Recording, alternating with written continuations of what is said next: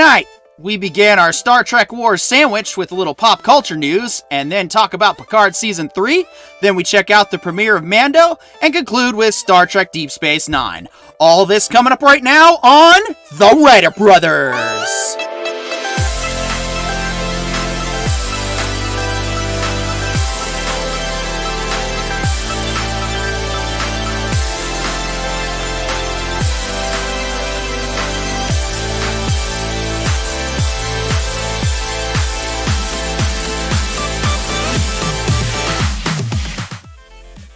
And welcome back to the best place to be on Tuesday nights on YouTube. I am, of course, your host, PD York, joined by Mr. Corione, Witch in Residence, Hoyo Zapatos, and, of course, certainly not the least, but the last in the line here, the lovely H. Marie.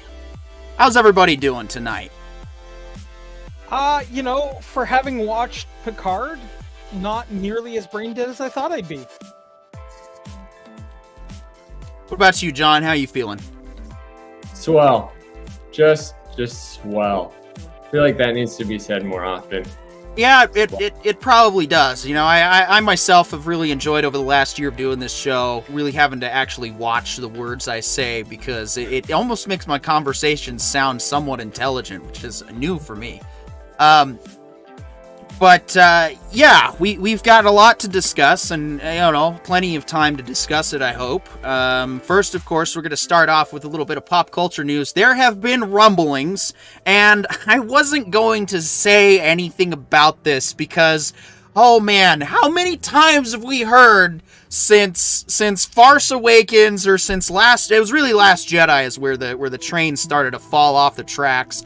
Say, any day now, Kathleen Kennedy's gonna be fired, and it's gonna happen, and this time for real, guys, and, it just gets to a point where you're like, I'll believe it, when it happens. I'll believe it when she's being paraded, when she's no longer working at Lucasfilm.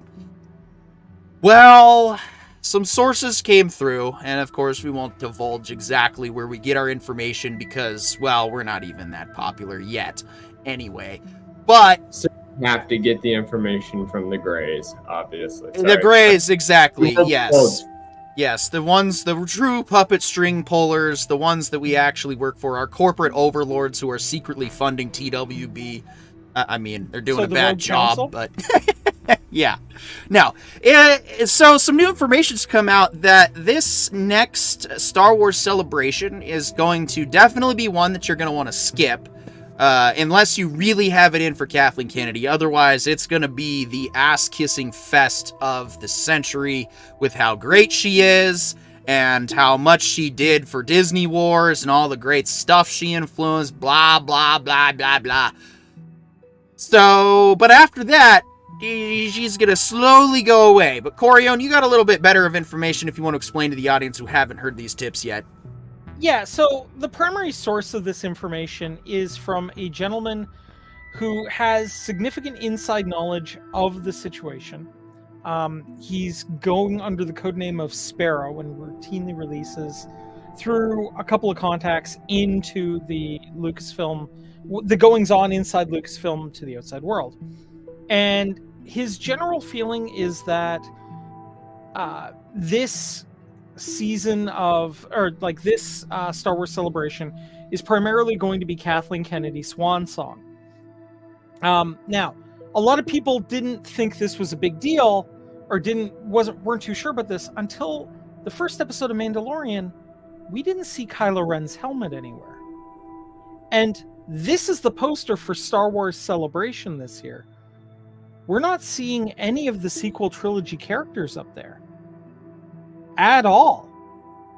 It's almost as if it's being erased, which is something that has been stated by Sparrow for almost a full year now, that the plan has been to eliminate the sequel trilogy through the Disney Plus series and then start over with a new sequel trilogy that's going to be helmed by Favreau/Filoni's kind of reign.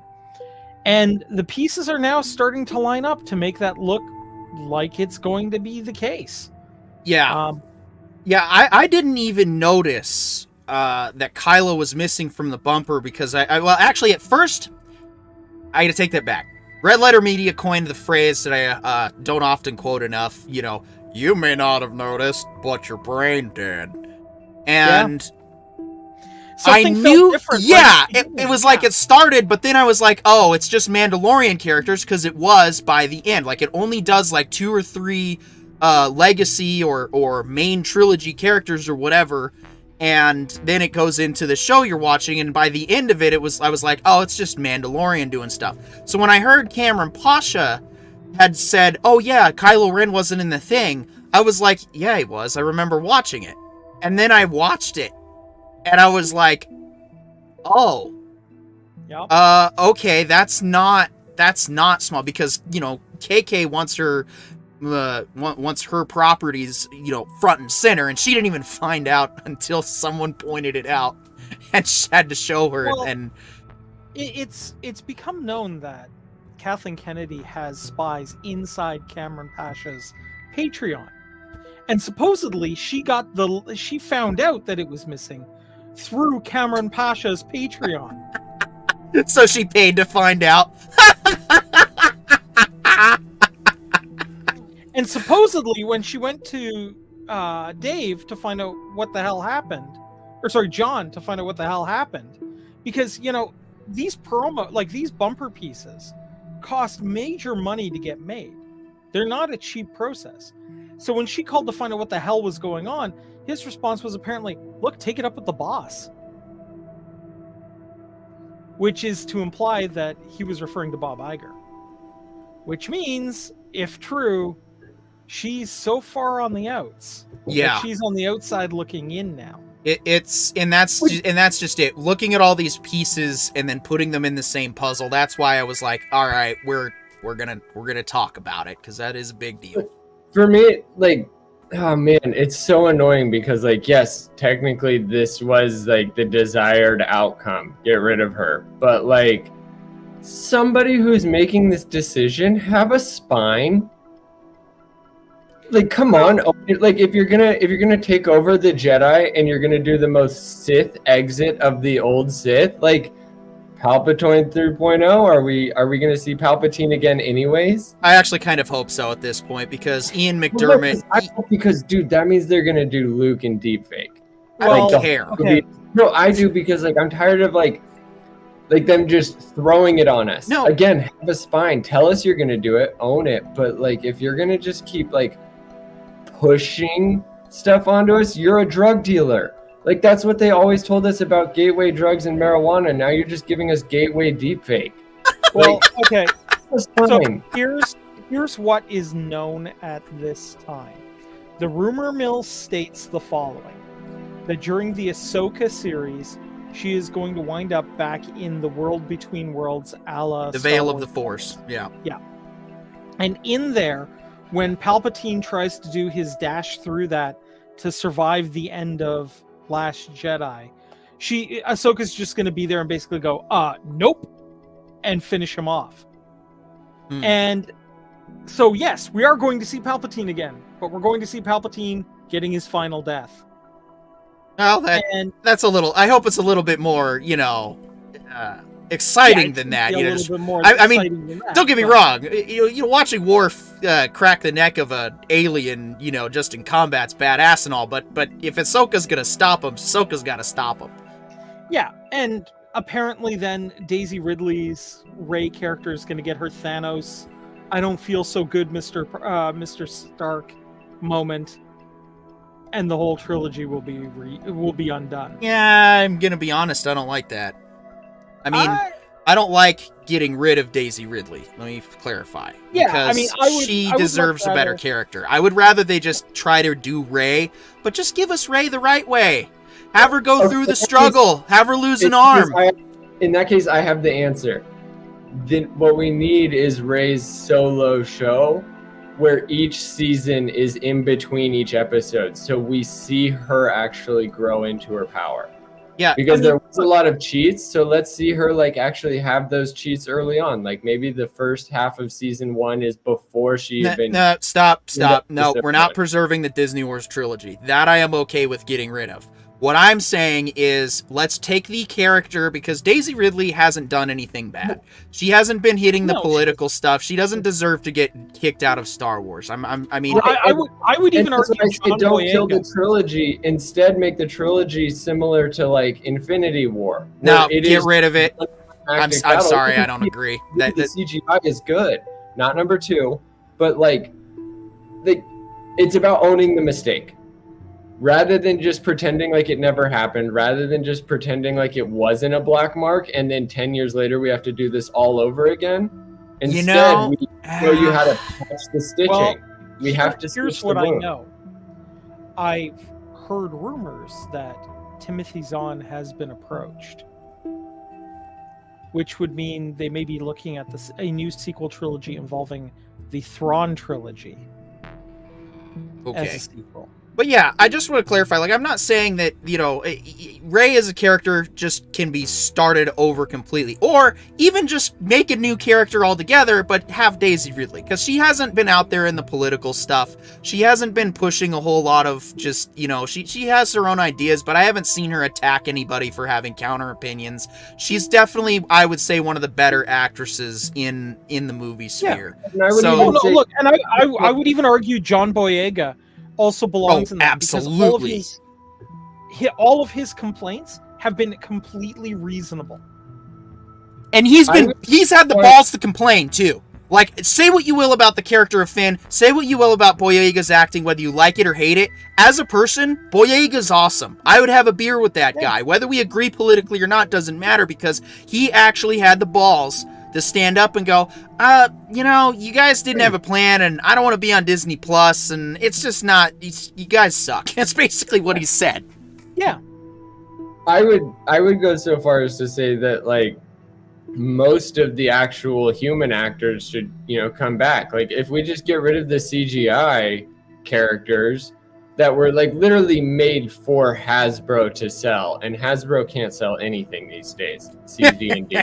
Yeah. So, like, what Lucas did is what they tried to replicate, but they didn't actually like see how Lucas did it. What Lucas did is he made everything. He made the entire discography for his universe in 1 movie, in 2 movies, in 3 movies, and then 6 total movies. And like, so his characters had weight because you could buy a book on each of them. Oh yeah. But then you give us all of these actors that do amazing. Like, I haven't seen Daisy Ridley a lot since Star Wars, but I've seen John Boyega. She's done a lot of history kind of movies. So I probably have seen her. I just can't remember or recall. Yeah. But in all of their characters, like the majority of them were phenomenal and should come back. I think the only thing that they had that crushed anybody was the writing. And I think like a lot of the fighting that we got is like they were defending the fact that they worked. They had a job. They were like, everybody that fought us on why that was a bad series only fought us because they were like, no, I got paid for this. If you're telling me that I got paid and did trash, I feel egally gross about that as a normal person does. And that's why I say that, like, I've only ever like called for not necessarily the like deleting of people or their work, but for the acknowledgement that it sucked and the growth that comes after, because that's how we prove to all of our children that growth happens. Right. Because like, you tell me every day of the week Michael Jordan played basketball for as hard as he did, I don't know, because I never saw him fail. But when you show me you fail, when you take Star Wars and you flop and then you fix it-ish, you try. Right. I respect that. But that's hell out of you for teaching me, my son, and everybody to come that yes, you're gonna suck sometimes. Right. And I agree with where you're coming from. Like, you're totally for everybody on the teams more. Like, that's why I say spine. Like, I don't know what you're gonna do with it. To Disney, the royal you, but what you do with it, own it. This shade backdealing, changing the cinematic without telling the person, really kind of like It feels dirty. Well, and but to what you're like, saying though is it's an issue of they didn't do that. They did the exact opposite of what you're saying. They didn't own the fact that Last Jedi was bad. They straight up made every excuse and deflection possible to explain why the fans were wrong in their assessment and basically come up with, now at the same time, there was a lot of unacceptable backlash towards Kelly Marie Tran. I mean, she didn't deserve all the hate that she had gotten just for playing a character. Like, that stuff really does need to stop. Yeah, like, look, and I'm going to say this. Kelly Marie Tran is a beautiful woman. Why they decided to put her in a glorified potato sack for that entire movie, I will never know. Why they decided to give her the Amy Farrah Fowler of Star Wars as a character arc, I will never know. Because they had a fantastic actress with a fantastic resume that looks absolutely gorgeous, and they did nothing with her. And I think a lot of the problems people have a lot more to do with, they started by going, the writing sucks. Right? Yeah. And then when they were told by other fans, no, the writing doesn't suck, you suck, they started lashing out at anything they could. And The Last Jedi sliced the fandom absolutely in half. It caused so much divisiveness and so much pain. I have no problem with them retconning the sequel trilogy out of existence and replacing it with literally anything else at this point, because they need a fresh start to try to rebuild the goodwill of the fandom at this point. That's where we're at. Yeah, exactly. So, I mean, we'll see. We'll see how I'll be catching the cliff notes of the Star Wars Celebration. I'm certainly not going to watch it, but I will definitely be, keeping an eye out on the news and hopefully they find out. But I mean, John's totally correct in that this whole, I'm not saying that we need to have a hate parade and put her in the public square and throw tomatoes at her. While that would be a lot of fun. That's the beautiful thing. You're like, when I say I'm saying this, I do actually get to claim that TWB is saying the same thing I'm saying. Like, let's take care of this. Let's be adults about it. Let's be honest. Let's be open. Let's be transparent, and let's not just ruin people's lives because they made a mistake. And you've never said ruin her life. You've just Absolutely said, like, not. Stop being controlling. I just wanted her out of the picture. Like, I don't even care if she actually held her position at Lucasfilm or whatever and wanted to collect a paycheck and hang out in her office, coloring with crayons all day. I don't give a shit.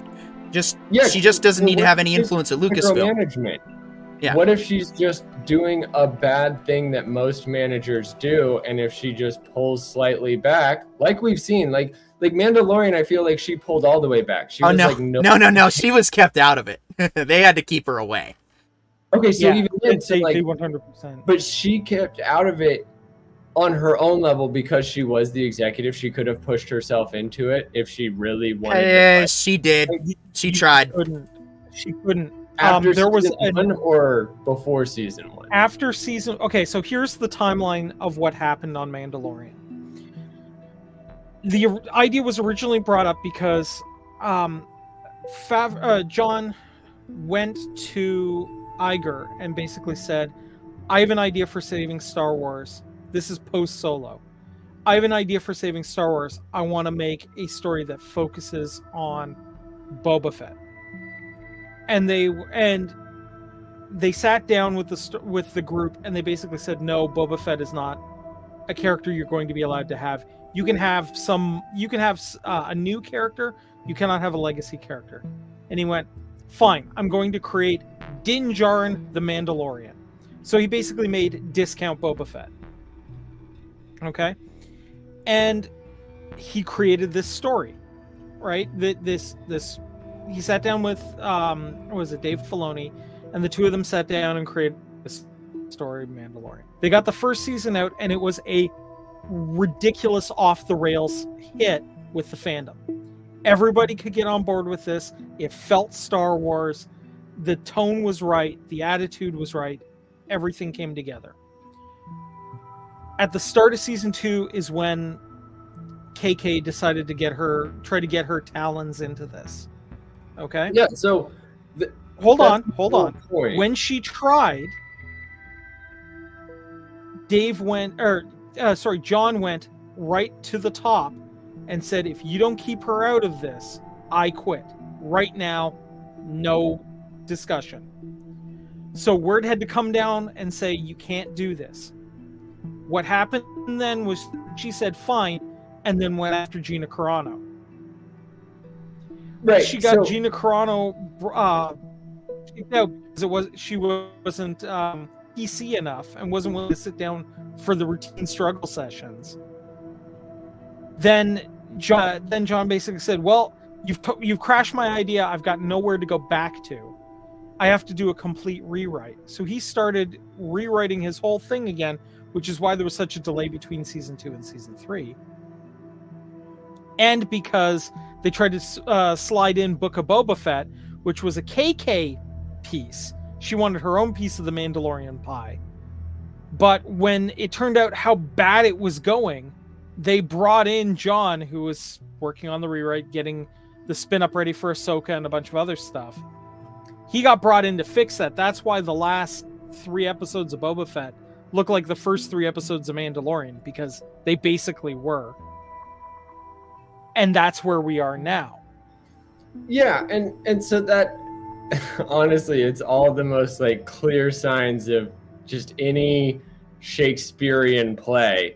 Like young group within new leadership's like team starts winning, but they were literally like cut off at the knees. They were like, look, we want you to do something, but like we don't like you. So it's gonna suck. Yeah. You're gonna suck, and we're gonna get to fire you because it sucks. Oh, it worked? No, actually, I fully endorsed this from the beginning.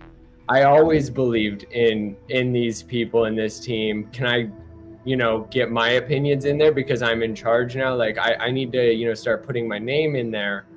Like hubris.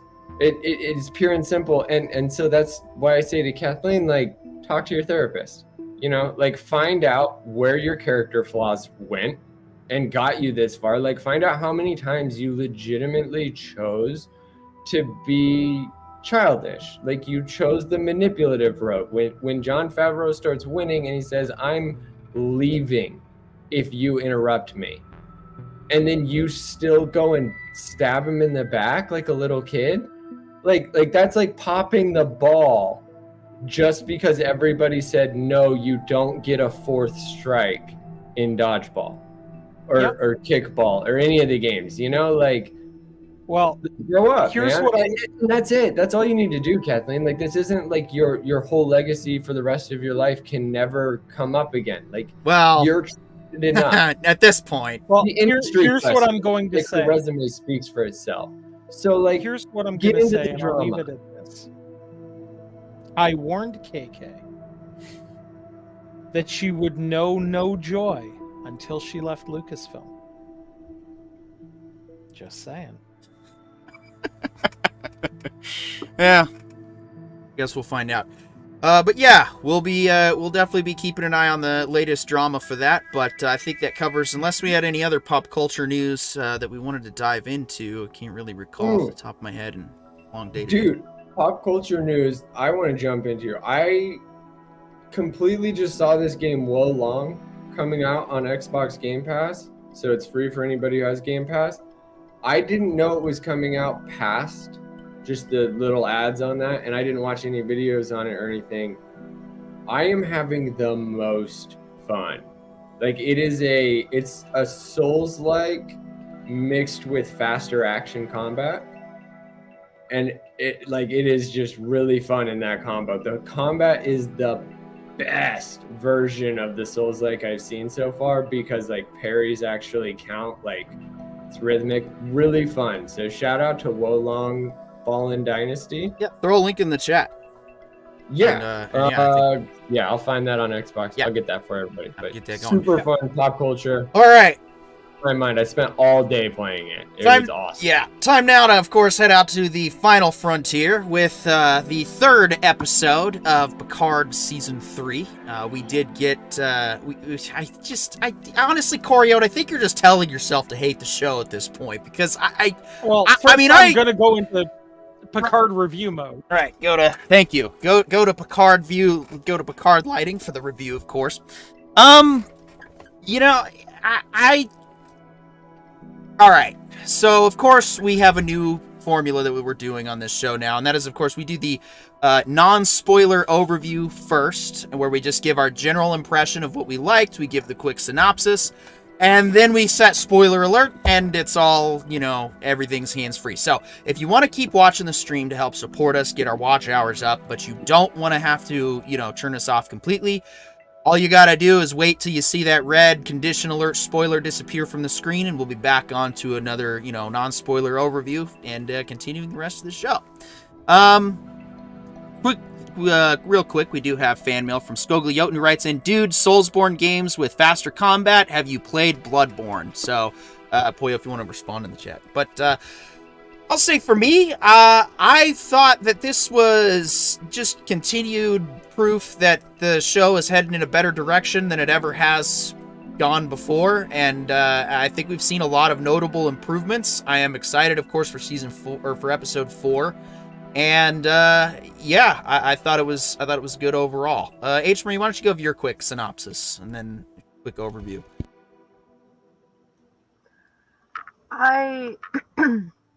I actually really liked it. The show is slowly growing on me more. You might have to come back around to me. I might need my memory jogged a little bit. So yeah, but I remember liking it. But that's about it. But I need a little bit of a memory jog. All right, John. First impressions. Dude, non-spoiler. I think it's going good. I don't know. Because I don't know, where it's going wrong in terms of, the total lore. But I'm really enjoying myself. But also, I still don't want to watch it again. There's a lot of stuff that I've watched almost everything that I can get my hands on in the English library at least once. So, like Vampire Diaries, I've seen every single episode. Not watching it again. True Detective, I'll rewatch it. I've seen every episode, but I'll only rewatch season 1. Fair. This is along those lines. I'm having fun, but I don't think I'll have fun again. I won't be able to make a determination like that till the end. All right, and Coriote, of course. Okay. I will concede that so far out of Picard that this is the best episode of Star Trek Picard we have gotten in 3 seasons. I will concede to that. That being said, we're still both figuratively and literally in the dark in this series. Okay? Figuratively in that Kurtzman doesn't know how to light a set, and plot-wise, we're not exactly sure what's going on. Okay, so we've gotten...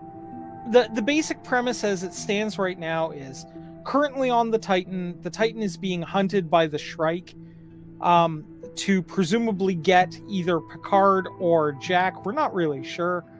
To bring them on board, although she's made... The captain of the Shrike has made comments that she wants Jack on board. The crew are desperately trying to figure out how to get away from this starship killer. And meanwhile, we also have Raffi on her own kind of side mission with Starfleet intelligence. And Worf has come back and rescued her.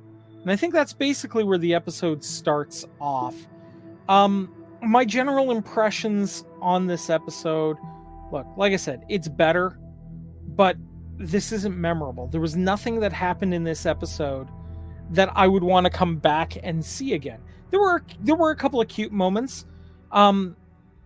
Worf playing good cop was an interesting choice on an episode.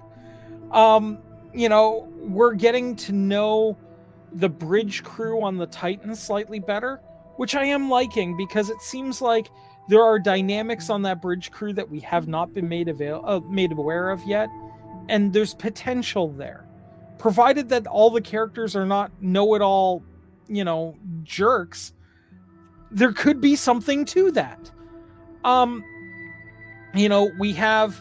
We finally gotten a chance to take a look at the medical officer on the Titan. Looks like it's a Trill. That could be interesting, right? They have the puzzle pieces of an acceptable plot here. The question is, are they ever actually going to put them together? Or is this going to be a Kurtzman Trek where they have all the pieces for a decent episode and he just hits them with a hammer until they finally fit onto the board? I don't know. I'm willing to give them the opportunity to find out, but I think that's about where I'm at. I think then that it's probably best then we go ahead and go to spoiler alert and we actually dive into the meat and potatoes of this thing. But first of all, Nemesis of Eden writes in, "Hail everyone, hope you're doing awesome, you wonderful people. Hey, guess what, buddy? We're doing better now that you're here to watch us talk about Star Trek, and then Star Wars, and then Star Trek again. And the Star Trek Wars and the Star Wars Trek. Yes. We're taking a Star Wars Trek to talk about the Star Trek Wars. And then the Trek and the Wars. Yeah. Anyway. And it's a good thing that this channel can everybody on this channel is bitrexual, so. By Starsual, you mean? Yeah, whatever. Bitrexual, right, because we watch, good Trek and bad Trek. Anyway, that was good. That was good. Skogliotin says stoked about episode 4. Dave Cullen and everybody else, Nerdrotic, all the other guys that aren't, other people that have showed up on this show, seem to be saying that because they've had the advanced screenings, they're confident that it's good. So we will see what happens. Polytrexual, there we go. There we go. We're getting into it now. I've started a thing. Well played, everybody. Love it. Yep. So now we're gonna have the spectrum of sci-fi fans. Yeah, rainbow sci-fi. Yeah. I'll have you all know, you're really disrespecting my straight Trek sensibilities. Yeah. There is only TOS. Everything else is crap. Anyway. Now we got to get like a huge acronym put together for all the different series, right? There is only Discovery. There is. Nope. Done. Thank you. Yeah. Nah, that's you ain't coming back tonight. See you next week, John. Anyway. No, let's get it back in here. Yes, we need John. to be wrong. He's not. No, he's not wrong. There are those like 3 Discovery diehards out there, and those 3 Discovery diehards. Of a straight Trek person. They wouldn't be like, I'm hardcore TOS. No, they're hardcore Discovery is the only timeline. Yeah, to those 3 fans out there who are hardcore Discovery fans, you are always welcome to discuss the Writer Brothers. You're probably not going to like what we have to say about Discovery, forewarned, but, we do welcome all ideologies here. I am going to submit that I don't think it's 3, I think it is 1 guy, I think his name is Stu, and that way we can refer to him just as Disco Stu. That's pretty good. Disco Stew was talking to you. Yeah. No, I really liked Worf's introduction in this episode, when he lists off his title and, of course, concludes with, how do you like your tea? That was fantastic. You're right. Not a whole lot of actually, we get more meat and potatoes. And honestly, the conversation between Crusher and Picard, I think, was actually really well written. And it was both of them had reasonable arguments. It was kind of hard to take a side on which one was right. And then we have the added dynamic of Riker having been the experienced father who lost a kid, having to butt heads with Picard, who's just now finding out he has a son and doesn't want to lose him. And that's why it's like, no, we got to fight. And it's like, well, no, we got to be defensive and we got to think this through. So, real quick, though, I'm going to catch up on the fan mail. Skogliote says, I watched an unnamed show going over some old Trek, and they just fall over themselves with generosity for plot holes and nonsensical bullshit. But And then we have Eddie Arndt writes in, not a fan of Discovery, really liking Picard. Eddie, welcome. I don't think I've seen you here before, but if I have, I apologize for forgetting. But welcome. Yeah, Glad you guys are here. Welcome to the party, man.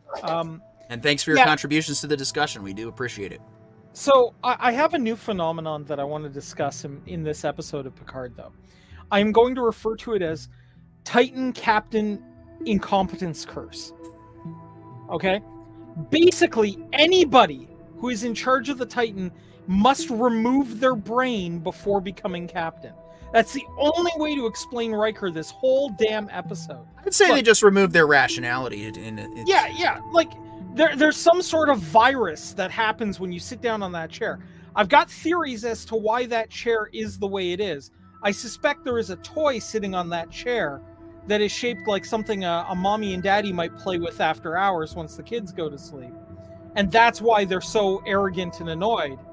But, you know, there's something wrong here. There's something wrong with the captain of the Titan. And it doesn't matter who the captain of the Titan is, because when Shaw gets taken off the bridge, he actually starts using his brain. You know what? I figured it out. I figured out what the problem is. Because it's not the Enterprise.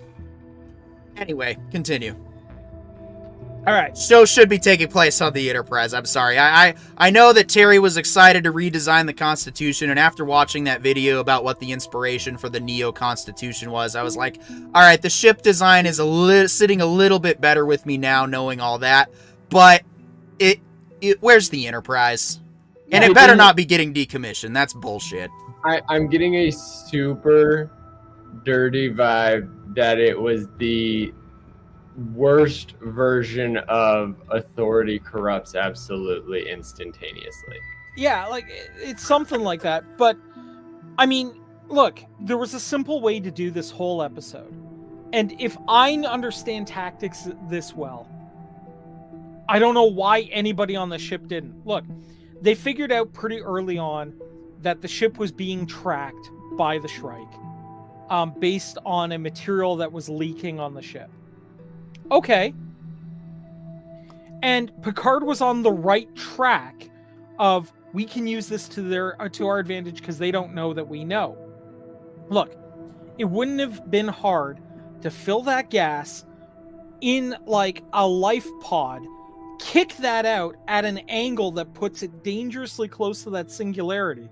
So the Shrike comes in going, ha ha, I've got you now.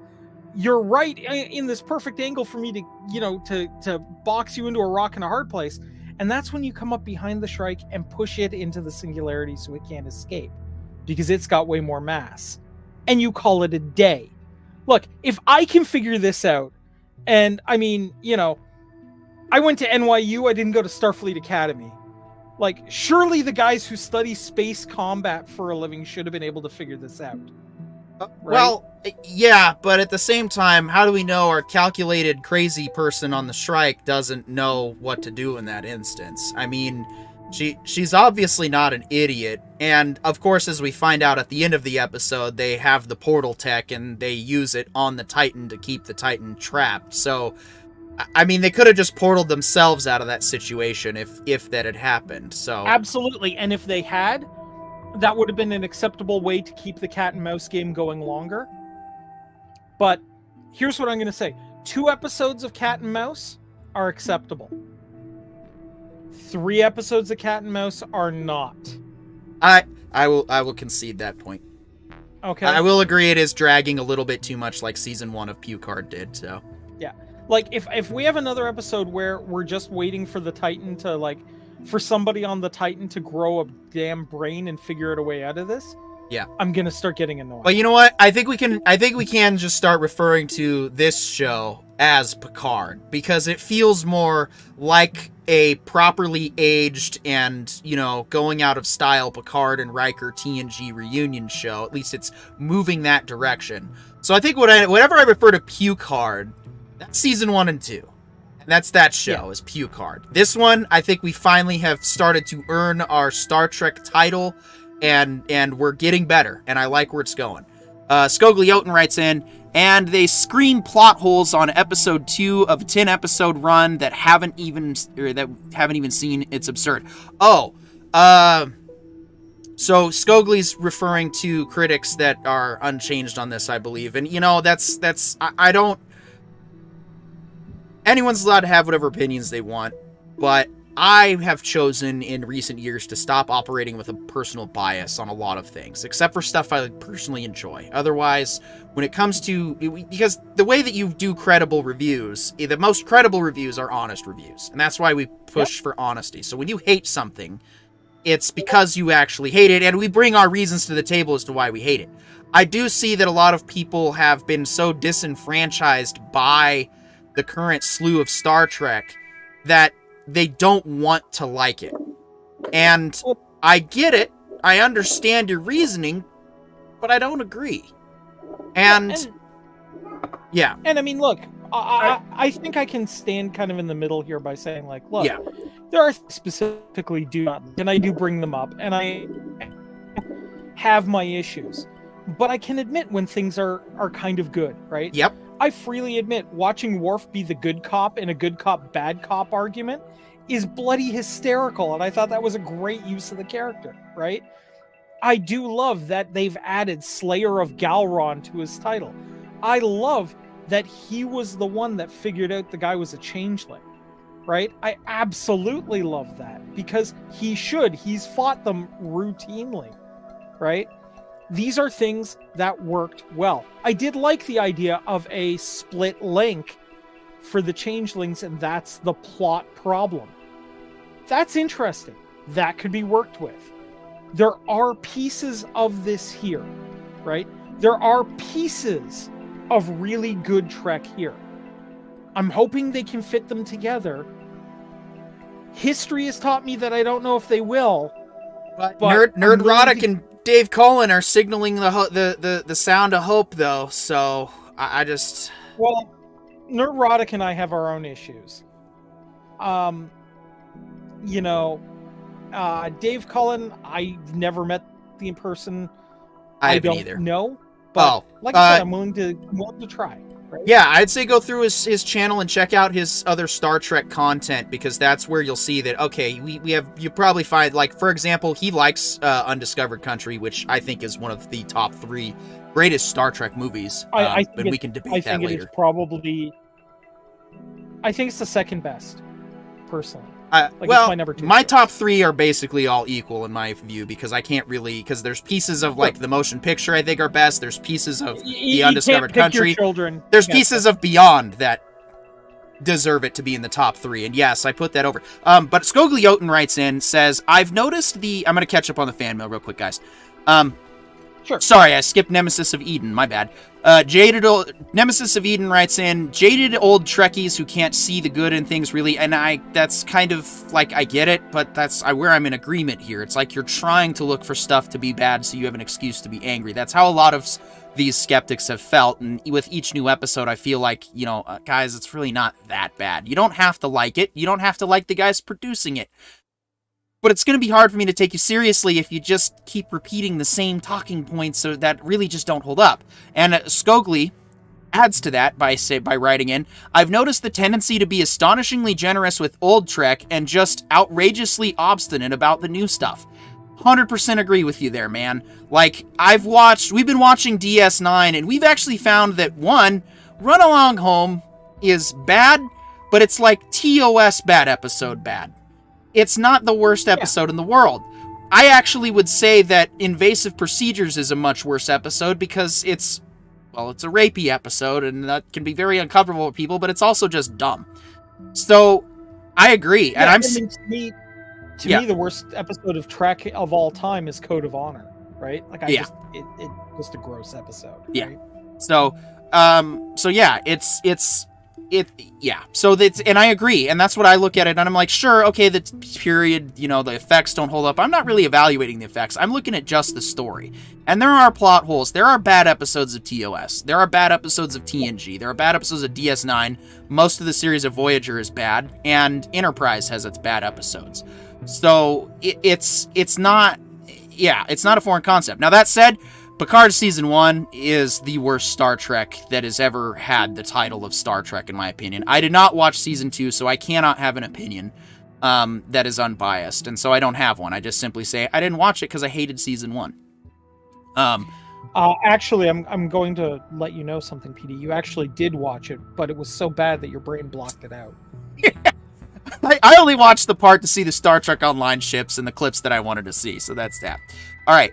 Eddie Arnott writes up, how do I feel about the Founders returning? Not surprised. We had 2 seasons showing the Borg. Not surprised now we are showing the Federation's other big enemy they have had in the past. That is exactly what got me most excited, was when it was revealed to be a changeling faction that broke off from the Great Link. I was like, yeah, we're doing Star Trek Online plot lines now. So that makes me very happy with where we're going. Sorry, John, for the spoilers on DS9. Nemesis, but at this point it's inevitable because the new show is now referencing DS9. You're just going to have to be in the dark and go with it. Nemesis of Eden says, people we like that call themselves Star Trek fans but haven't seen anything but TOS and or the animated series. And Nemesis, they're still Star Trek fans. Anybody who considers themselves a Star Trek fan, anybody who considers themselves a student of Gene Roddenberry, anybody who actually is willing to try and see the best in people, even if it's people they think they fundamentally disagree with, that's what it means to be a Star Trek fan.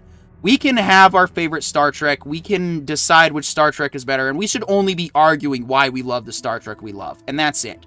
We don't need to make it personal, we don't need to drag personal politics and beliefs into any of it, because if we all believe in the same vision of a unified humanity exploring space, we'll get there, just even on those hopes and thoughts alone. We don't have to agree on every little aspect of life to get along, we just need to recognize that, well, then this is why I came up with Multiverse Anthology.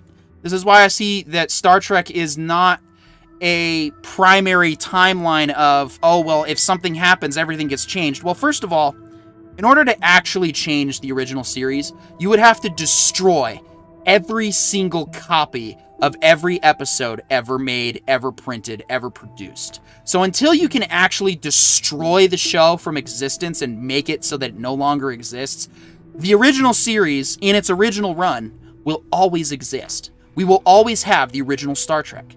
Same with The Next Generation. Same with DS9. Same with Voyager. Every single Star Trek series arguably is its own timeline. It's just based on the events of what happened in the previous show's timeline. And so from there, we can go, oh, you know what? Yes, there is a timeline where Discovery can work and Picard can work and all that stuff. And that's where we should just be arguing why it does and doesn't work. And then that's it. Yeah, I mean, my whole argument for all the Star Trek series is I prefer to think about it as this is the dramatic retelling of these ships' adventures. Like if you were playing it in a holodeck kind of situation. And you change some of the details. Yeah. Yeah. No, and that's right. They can't unmake the movies and the shows that we love. The movies and shows that we love will always exist because we've seen them, we know them, we like the Star Trek that we like the Star Trek that we don't like, but it ultimately comes down to a personal choice in that, and that's what I'm getting at is it doesn't matter what Strange New Worlds changes because Strange New Worlds is its own universe. It doesn't change TOS, it's just a different version. It's its own timeline. Can I address Eddie's comment next? The next comment he's got there about wondering about if we'll see the Jem'Hadar. Take it, man. In fact, if you want to take all the fan mails for the next for the rest of them, please do. Well, I just want to grab this one specifically because I wonder if we'll see the Jem'Hadar. I don't think we will. Don't think we will because terrorist organizations operate light. They don't have standing militaries. So I seriously doubt we're going to see it because they've basically made it clear that this group of changelings is a terrorist group. I also don't want to see the Jem'Hadar personally. Given how much they've changed the various alien species we've seen just with makeup changes, I kind of don't want to see what they're going to do to the Jem'Hadar personally. The Jem'Hadar are just Tyrannosaurus Rexes now, which would actually be ripping off of the Voth. Yeah, right. But I mean, I just personally, that's where I'm at with it. I mean, I do think that the Jem'Hadar are very cool. I love the idea of them in Deep Space Nine. I don't think we're going to see them. I don't think we need to see them here. Fair enough. Nemesis of Eden writes in, says, dude, DS9 is easily my favorite in the Trek series. Same here. Followed by TNG. I don't know for me, actually, because I've recently watched TNG, and it's, a discussion for another time. Going through it for the first time was really good. Yeah, it's you absolutely need to see TNG all the way through at least once. I mean, if you really want to be a student of Trek, you gotta watch Next Gen all the way through. Skoglioten says, Season 2 is unimaginably worse than Season 1. I'm assuming referring to Picard. In my humble opinion, Season 2 of Picard is worse than anything on Disney+. Plus. That's saying something. Because Last Jedi's on Disney+, bro. Honestly, okay, Last Jedi made me mad. Picard Season 2 made me want to check into an insane asylum. Oh, so it was like in Picard Season 1 when they saw the vision. That's what you wanted to gouge your own eyes out and shoot yourself in the head with a phaser. Is that good? Pretty much.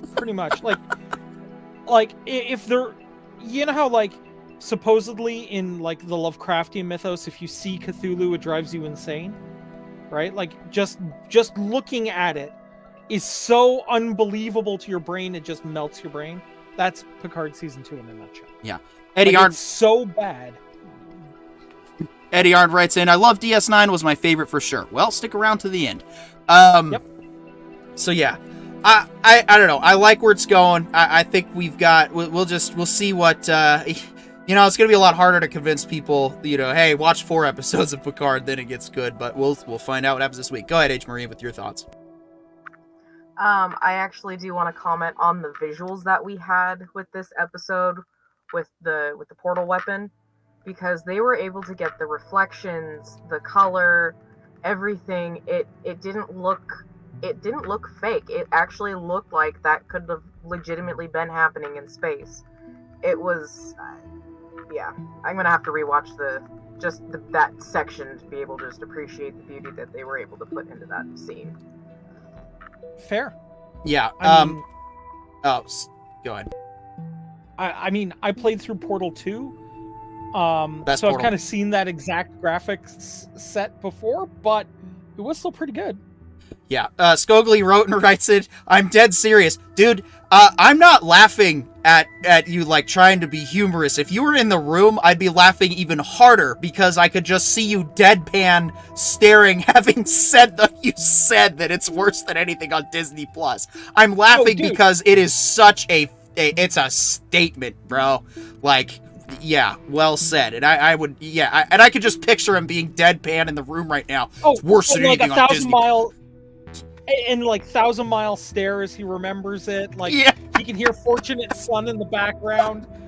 Exactly what I thought just now. Yeah. So no, Skogli, I believe you. I trust your opinion on that because I'm not watching it, especially now.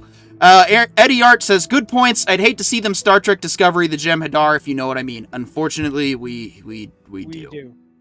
But with that, it's now time to head out to a galaxy far, far away and a long time ago with the return of The Mandalorian, Season 3, which I was initially very unenthusiastic about. When I saw that first trailer and I saw that the kid was with him again and they were just doing Grogu and we're just going to go back to Baby Yoda, we're going to preserve the KK timeline and explain how it all sucks and why Luke is terrible, I'm just like, I don't want to watch it.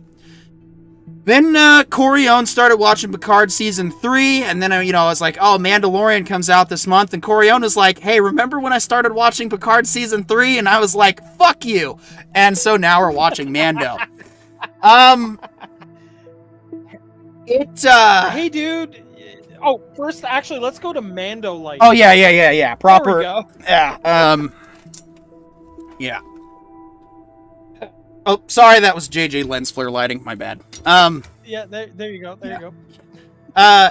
So I've got to say, the camera goes anyway. I've got to say that to start, it's a little weird. One of John's favorite critics, Call Me Chato, did his review on it, and it was hilarious. I really liked his hockey play-by-play for the opening. I would almost rebroadcast that if I had thought to. It's just, after hearing the news about, KK getting her Viking funeral send-off with Star Wars Celebration, and then finding out that Kylo wasn't in the bumper, I'm ready to see the rest of Mando, and I'm glad we're doing this show because now we get to do Star Trek and Star Wars, and those are like two of my favorite franchises. It's a good couple of weeks coming on the Ryder Brothers, people. If you want to see Petey in a good mood, this is the place to be. Yeah, I like it so far. It's a bit weird. I don't know where it's going, and it did kind of drag in some places, but overall, I think if you are a fan of Mando Season 1 and 2, and if you liked the 2 episodes in Book of Boba Fett, I think you'll enjoy the start of this. I thought it was a really cool way to introduce him. I think that we'll get into the spoilers when I'm done, but yeah, I'm liking it. I'm satisfied. Got some good TV to look forward to. H. Marine, what about your initial thoughts? What do you think? I'm still on the fence. It did kind of end in a weird way for me, but I'll still watch the next episode. I'm hoping it kind of picks up a little bit, but it didn't quite grab me the way I was hoping. All right, Pollo, Zapatos, Corion, go at the same time, please. All right. I'm going to actually just go ahead. All right, so all the Mando seasons have started slow. Because they build up slowly until they reach this kind of fever pitch and all the cool shit happens. So I'm kind of happy with how this one started. We got a nice, reasonable opening. We're definitely getting the impression that, we have this opening that we thought for a second was going to be a flashback, but it turned out to be current day. They set up the quest for this season very, very nicely. And we can already see that Mando is assembling his team. And while he's assembling his team, we're getting neat little hints of pieces that are going to become important later. We're also getting a sense that Mando and Grogu's relationship has changed slightly. It's no longer about taking care of the kid in terms of how you would take care of a baby. They're now having I'm going to have to start showing you how the world works kind of discussions, which is good because they're growing up the character of Grogu. This is going to be good and I think ideal on how this is going to play out down the road. Initially, I wasn't a super big fan of his Naboo fighter. I was like, okay, like it looks like somebody built a hot rod in space. But we actually got to see the hot... Right. But then we actually got to see the hot rod do hot rod in space things. And that turned out to be pretty decent. I like that they're hearkening back to events that happened in the first season. I like that they're showing the characters are growing. And that they still have a little bit of silliness and a little bit of funny. And, a little bit of humor attached to it. There is one scene I felt that the humor dragged a little bit longer than it needed to, with Grief Karga doing the translation for those tiny little aliens. Okay, spoilers, bro. Oh, fair enough. But, I mean, the rule in comedy is you do a bit 3 times and then you end it. So I felt like that went on a little bit, but otherwise, I thought it was a solid opening episode. And it's got me intrigued. Yeah. All right, John, quick non-spoiler your initial thoughts. Yeah, no, I thought it was fun. I honestly was really pissed that it was a 1 episode release. I like Hannah said, I think it ended on such a note that was like, where's episode 2? Which I get that that's what they're like going for, but like, I don't know, you haven't earned it.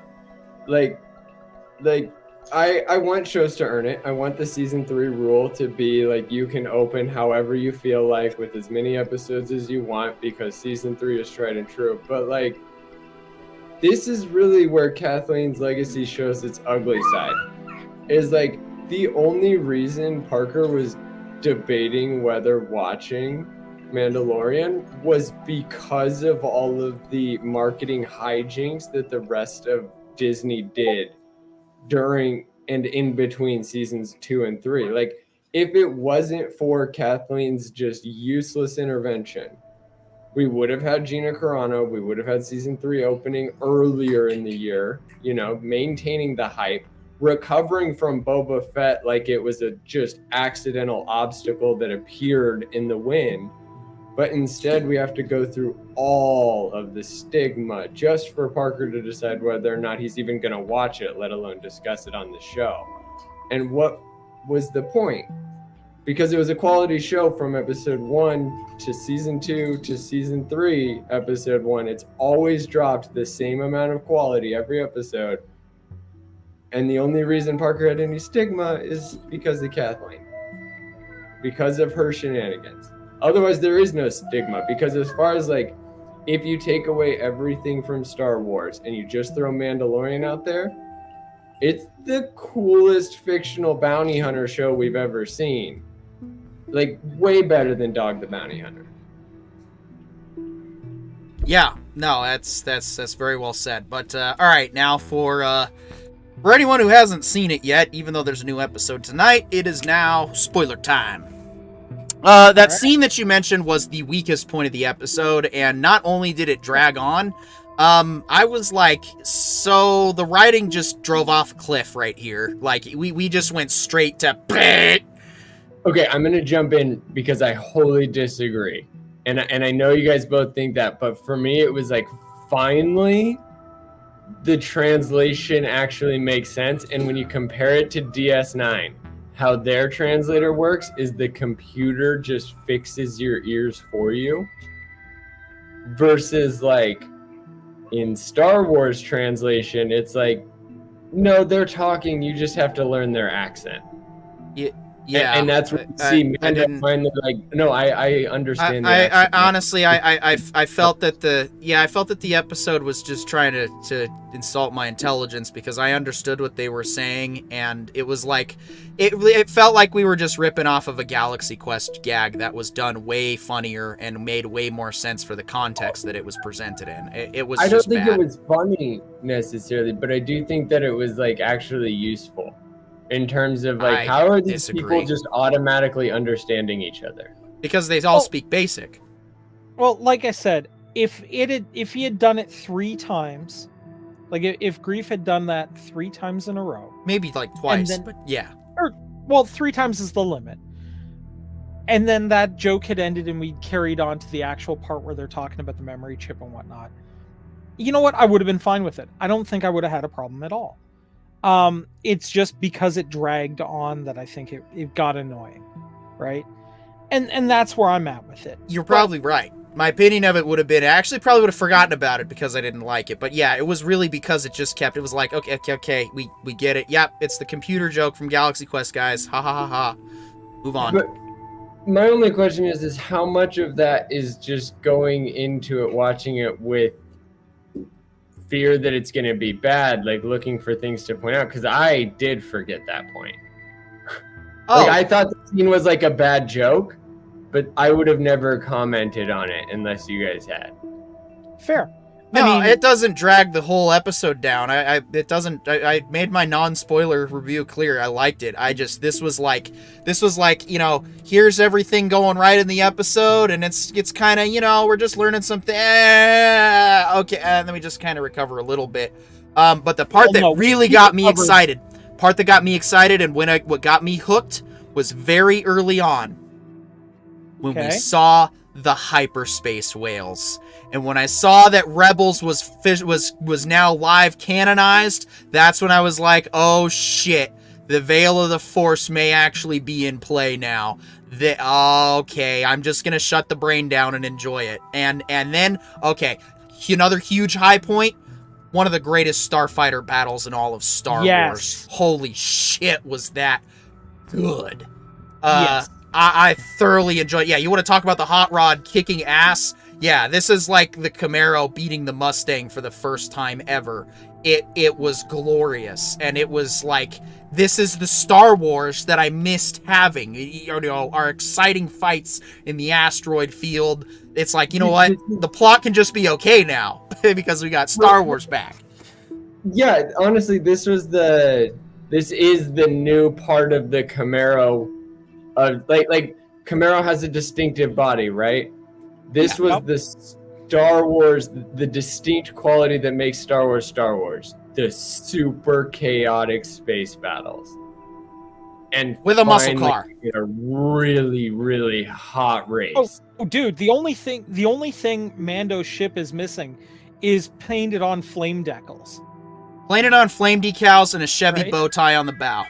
Oh no, I mean more in terms of like I use the Camaro analogy more in terms of like Star Wars. Like one of the things that I always could justify, like people would be like, "You're so nerdy for liking Star Wars," and I was like, "You mean people getting cut in half with laser swords?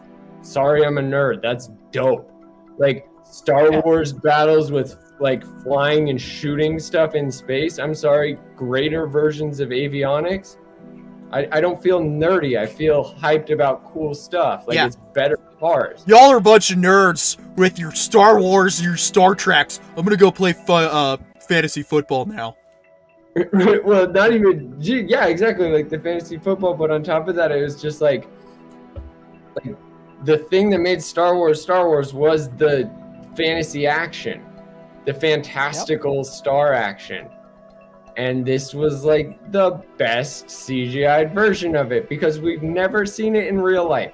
Like that's one of the funny things. Like Corian, you brought it up with Star Trek. Like I understand how the whole gravitational thing works, and it's like yeah, in theory, but like in space, And fog of war still exists. yeah. Oh Yeah. Where like that's why I look about Star Wars is it's like yeah, fog of war exists, but so does adrenaline. yeah. I also like that. Well, I didn't like Davy Jones' swamp creature thing. I was like, what was going on there? I guess they stopped at the Dollar Tree to get their costume because they forgot or something. I don't know. But that was weird. But I do want to get a shout out though, because I'm now thinking back to it and remembering the VFX in that Starfighter battle were crisp. I mean, it was Star Trek 2009 levels good. That was the other reason I just now thought of it. I was like, that visually looked fantastic. I found out where all the visual people for MODOK's character in Ant-Man and the Wasp went. Yeah, they were on Mando, straight up. And I mean, guys, that pirate cruiser with the ball turrets popping out, like that looked piratey. You know what I mean? Like yeah. it looked like what I want a Star Wars pirate ship to look like. There was so much right about that battle.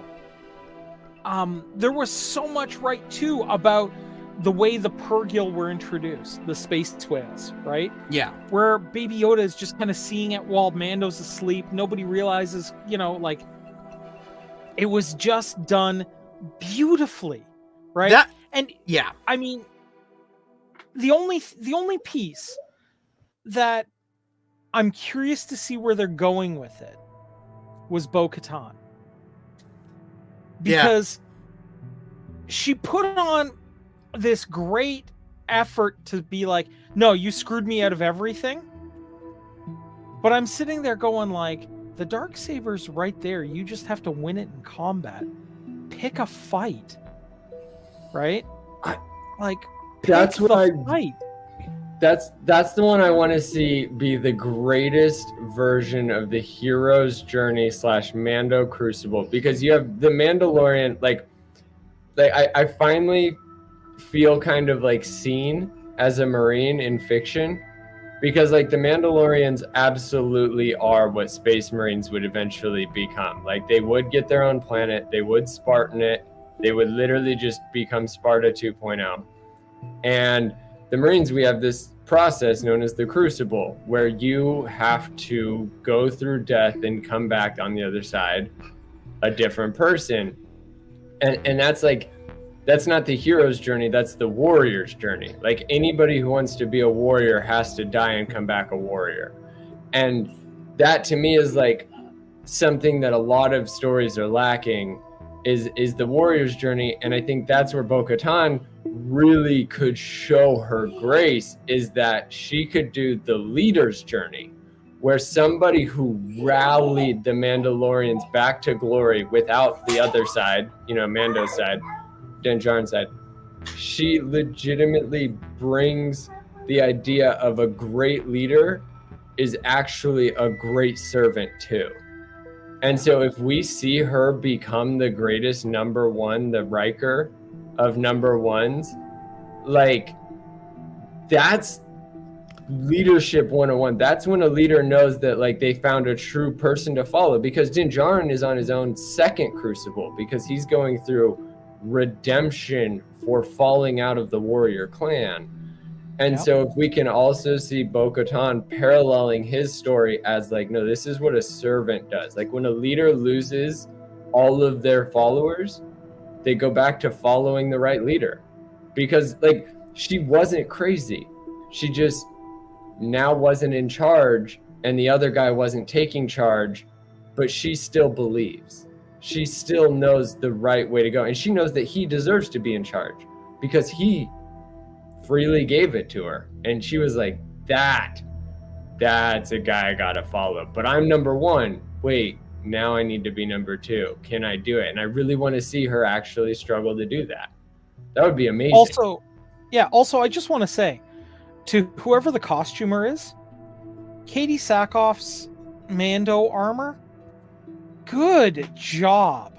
That looks like body armor. Yeah, that makes up for the plastic beard. Right? You know, but it looks good, right? I'm very impressed by the costuming on all the Mandalorians, because if you take a look, every one of their armors is slightly different. Yeah. It's all handmade. Right? Yeah. Well, that's been my favorite line through The Mandalorian is the handcrafted blacksmith chief. Like, that's such a dope chief. Oh, a Mandalorian. I'm going with Chado's coined phrase. A Mandalorian was hilarious, and I was like, yeah, that works. Yeah, her name being Amanda. A Mandalorian. Yeah, exactly. It's the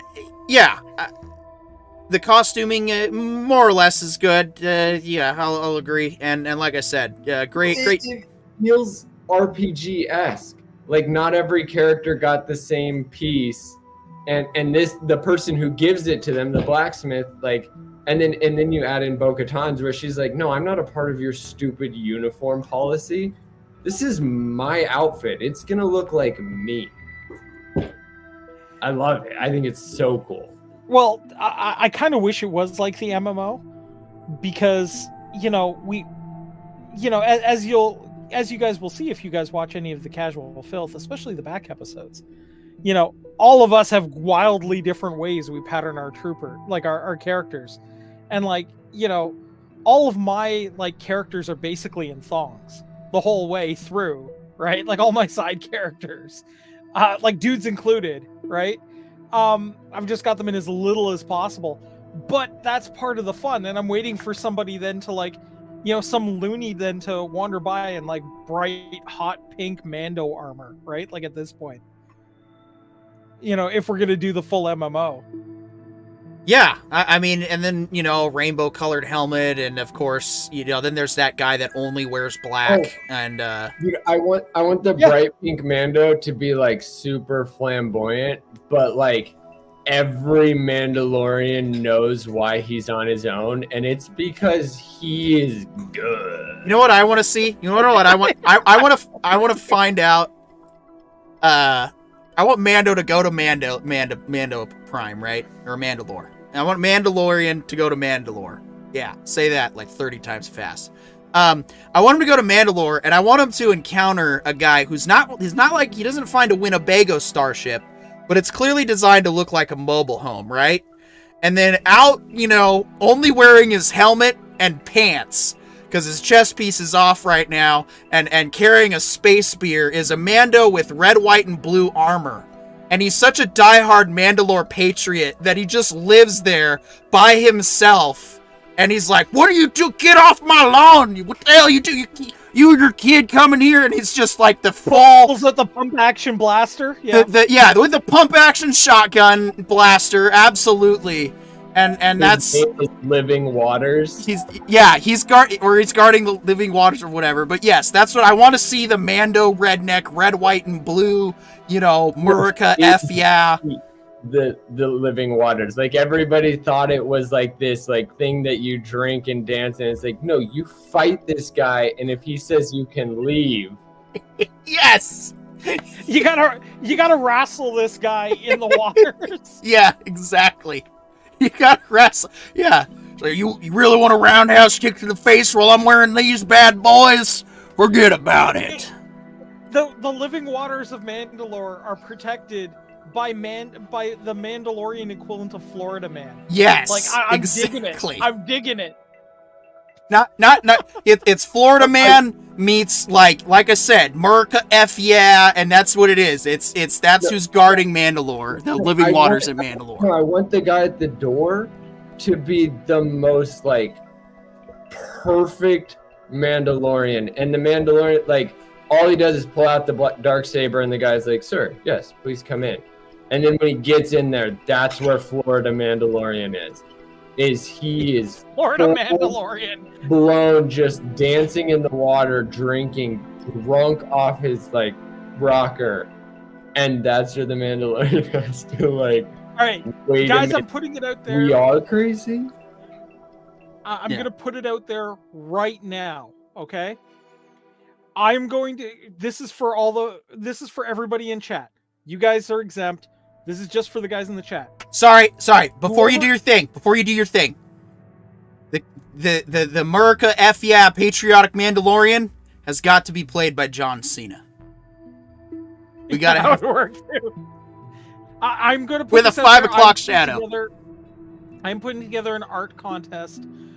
None of that AI crap. Whoever can draw the Florida Mandalorian the best. Yeah. Okay, whoever can draw it the best. Flora Mando. I will offer up a piece of merch from my site. Okay, free merch for the best drawn Florida Mandalorian. Yeah, so I'm gonna have to send this clip to somebody. Whoever can do it, I'm down. So we will even feature the art on an episode. Fantastic. That's a great idea. Yep. No, we're gonna have to tweet that after this show.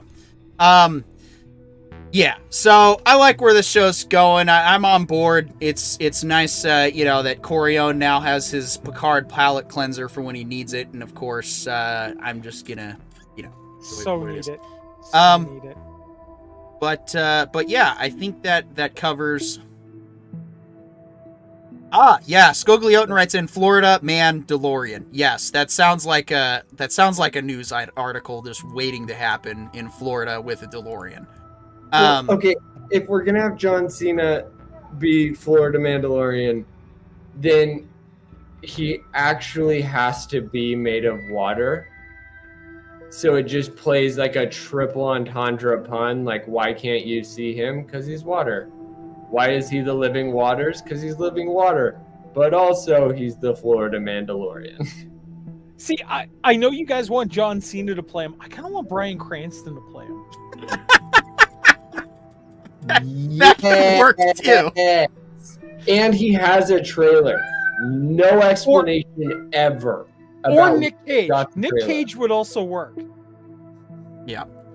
All right, time to return to our own galaxy now, specifically to the Alpha Quadrant, and that is our Star Trek Deep Space Nine discussion, Season 2, Episode 10, Sanctuary, an episode that is aged like a fine milk wine. Concept was probably still there, and we'll definitely get some good discussions, but man, did they guess numbers bad. Sorry, to go back to Florida Mandalorian, Scogli throws in the hat Zach Galifianakis. I mean,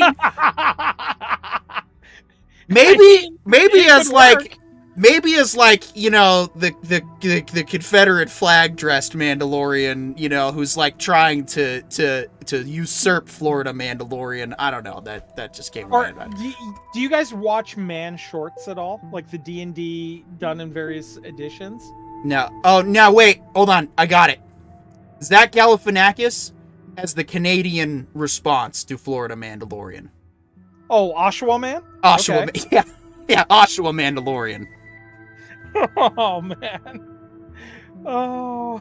He just seems like he would fit the part of a Canadian hillbilly. I don't know why. We Yeah, all know right? exactly why, but... All right. So, what were we saying? Sanctuary. Oh, yeah. Did you want to get the synopsis going, or should I? Yeah, I can do that. All right. Here we go. A damaged vessel comes through the wormhole, and its passengers, a woman and 3 men, are transported aboard Deep Space Nine. The Universal Translator is unable to translate their language for several minutes, but they seem to trust Major Kira, who escorts them around the station until they are able to communicate. The woman, Hannock, explains that her people, the Skreans, were a conquered species called the Tarogans, who were in turn conquered by an empire known as the Dominion.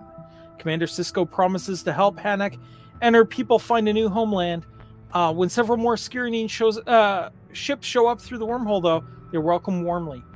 Kira and Hannock become friends, but this also causes a bit of a complication. Yeah. When Hannock reveals that she believes that the prophesized home of the Skirinian is Bajor.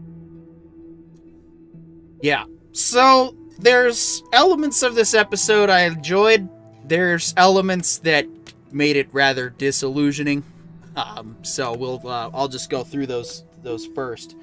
The first issue I, of course, had was, DS9 can only hold 7,000 people. So, to put that into perspective, an Eisenhower class aircraft carrier has a crew of about 8,000, and that's just crew. So, so DS9 is just a tiny outpost. Like, now that really kind of scales the size of how small this station really is, which kind of is a bit disillusioning because it was an ore processing center that only held 7,000 people. That just seems terribly inefficient from, just looking out at how the thing works, or would have worked.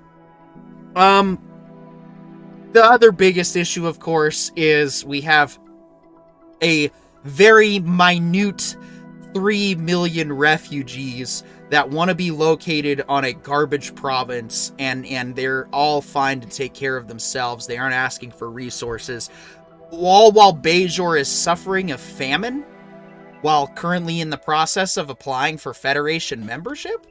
I'm sorry, but Bajor is basically like what Puerto Rico is to the United States right now, which means, you get all the benefits, you just don't really get a voice in the government yet.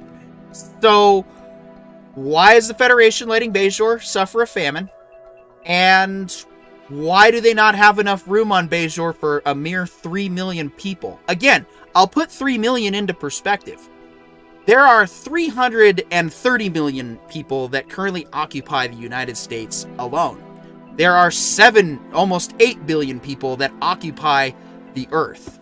There's plenty of space for all 8 billion of us. We've just kind of crammed some of us into cities, but if we all were to, get an acre of land, we'd probably fit roughly, I think it's like half of the United States or something, or if we gave everybody an acre of land, there'd still be a certain amount. The point is, the numbers game that the writers guessed did not age well. So that's kind of like... I mean, we can argue that a little bit. Look, the population of Canada is 38.25 million. But we're also one of the largest countries on the planet.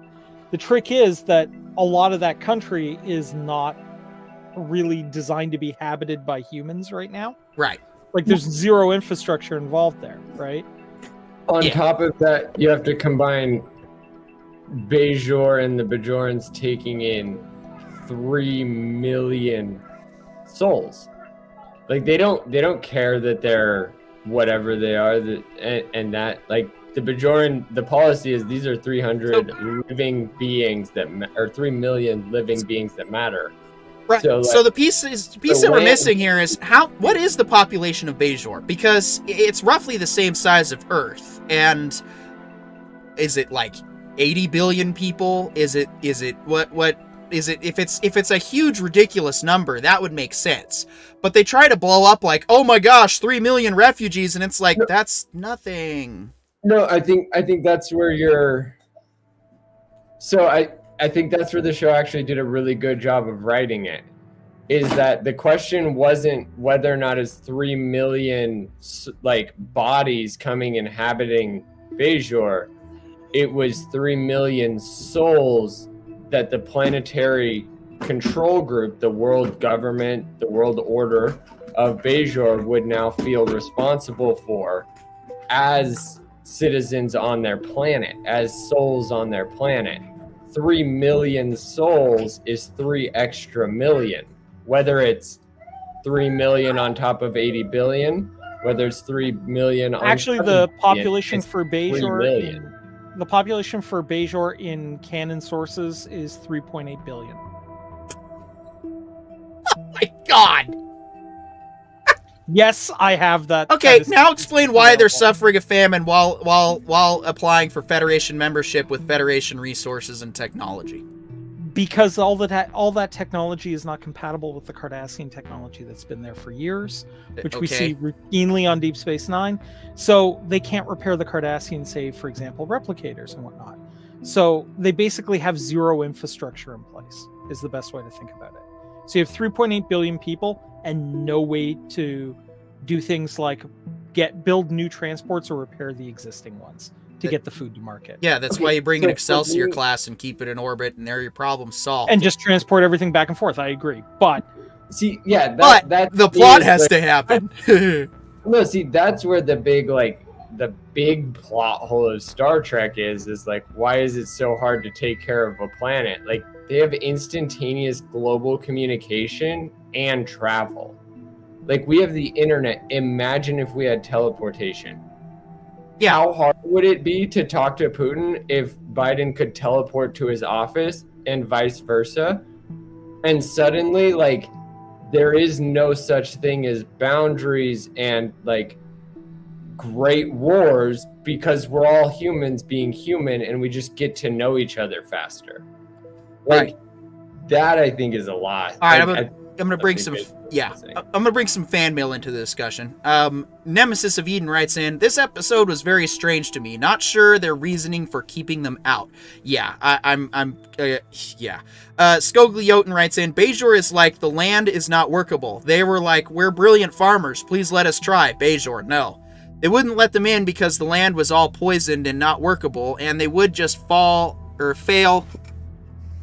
on the limited resources of what the planet already doesn't have enough of. Right, and if this was a TNG episode where the Bajorans were, on their own, here's the problem that I have with it, is the entire plot itself, is it doesn't make sense. If Bajor was not applying for membership and didn't have the Joint Federation, task force on board, this would be a totally different plot. This would be like a TNG conundrum where we have, these guys want to settle on Bajor. Bajor's suffering a famine. Bajor's a strong, independent, star system that don't need no Federation. So that's why they're struggling. Then all of a sudden, 3 million new refugees that think that they need to settle on this planet because it's their holy ancestral home. Yeah, their ancestral home. That's where we get a real conundrum. Because the Federation is involved, this plot is stupid. So you're like, wait, this would never happen in real life. No. And unfortunately, I'm going to bring up... I didn't say that. No, I know. No, that's not what I said. No, you're saying the plot is stupid, but it's actually a double entendre. It's Israel post-World War II. Right? People coming to that... Not Israel. And claiming it. Or reclaiming it, and the entire world government agreeing. And then B, it's also the immigrants that are coming up through the southern border into America where they're like, hey, we're just really good farmers, give us some land to farm and we're not going to cause a problem. And we're like, look, the fact that you're here doesn't mean we can just give you land for that.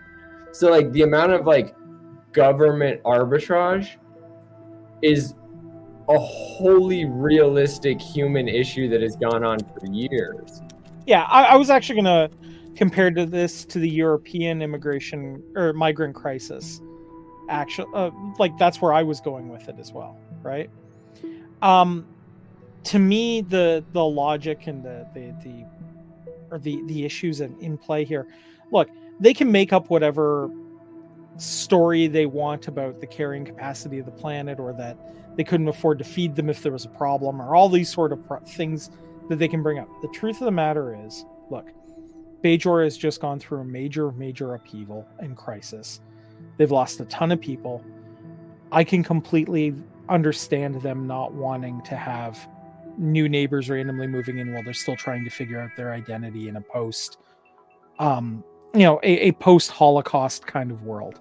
That's what I got was the real argument, is they just don't want to deal with these people as a new culture on their planet when they've already had to violently kick off another culture. Yeah, see, and that's just it. And that's the weakness of the writing in this episode, was you already came up with a considerably better premise. This is where we could have used the religious aspect of the Bajoran people, and we could have had a religious debate about, well, letting these people in, it's not good because the spiritual connection, as John was alluding to souls earlier, it's like having them on the planet is going to interfere with our, with how we worship or whatever. And then we have a totally different, conundrum that the Federation can't fix.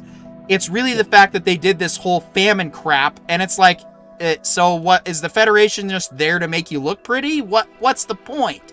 So that's really what my biggest issue is. It just doesn't work. And overall, it's got some decent themes to it, and there's elements that still were working, like, special guest star Walter Koenig's son, who was in, I forgot his first name. Alan, I think it is. Alan Koenig, rest in peace. Or Andrew Koenig. Andrew Koenig, is the rest in peace. Character that, Andrew, his character, basically butting heads and going, oh, does Draylon 2 sound nice? Do you want to move there? No? Well, neither do I. And it's like, oh, you guys are, you don't want us here. You don't actually want to help. You guys just want us off the station. So I liked those scenes. Those were still good. Those are the scenes of this episode that still hold up and show the contention of, a new culture clashing with an already established culture. And that does happen. And that is a real problem with immigration, regardless of where you go. It's just a fact of how we integrate with different cultures, and that, even if we get a united humanity, that's never going to change. But it's handled in a somewhat dignified manner. There's a bit of a fist fight, but then, Quark shows up and goes, no, get off, stop. And then, they're like, can't be civilized. You shouldn't be here. So it's a lot of good questions that are asked through those encounters. Oh yeah, and I mean, look, we are still this is the one thing that I will say about this episode that I think is worth reason why I think it's worth rewatching, is because we are still dealing with these problems today. Right? We are still dealing with, a migrant crisis today. Now, whether you want to consider that migrant crisis to be people escaping Cuba, whether you want it to be people coming up from Mexico, whether you want it to be people coming from traditionally Muslim countries up into Europe, we still deal with these problems. And the problems are basically this. The people that are coming in are outsiders, okay? They come from a different culture, and when two cultures meet and they don't understand each other very well, you get clashes. That's really what it boils down to. And for those reasons, I think this is a very good episode to watch, because we are seeing culture clashes. We are seeing desperation in the immigrants that are escaping a terrible situation. And we see how far they're willing to go to try to escape that situation. We see how somebody showing up can become a fast friend with the person they view as their savior. But when they don't live up to that savior ideal, things turn, right? We get to see all this play out, and I think that's what actually makes this a really fantastic episode to watch. I 100% admit that there are plot problems, because when you get the Federation involved and you can Deus Ex Machina just about anything you need into existence, a lot of this falls down. But we can also argue that while the Federation is fantastic at making stuff, I would argue that their logistics chain probably sucks based on a lot of what we see. So maybe they just couldn't get the relief effort there in time. But then that doesn't explain Draylon 2. So I 100% agree that this is a plot problem there. I do feel that personally the subtext of every argument the Bajorans were basically making were, we just got this planet back, we're not bringing in another culture to sit on our planet's Australia. No, too bad, go away. Right? That's 100% what I was getting from it in terms of subtext. But at the end of the day, if you guys weren't getting that from that, then the writing needs to be improved. Yeah. Like what you described should not have been subtext. That should have been foretext. That should have been at the front and center of the debate, Sure. because that would have been a more philosophical thing. And if the Bajorans played the religion card, then Starfleet would have been like, we don't interfere with the culture, and they've said their religion doesn't allow you to settle here, so sorry. Yeah. Or that could have even caused an issue with their membership process. Been like, well, if you're going to be a Federation member, you got to bring in new cultures. And so it's... Oh, actually, that could have been a fantastic plot point, because hear me out on this. What if this new culture didn't, once they settled on that colony, or on that continent, didn't want to be part of the Federation?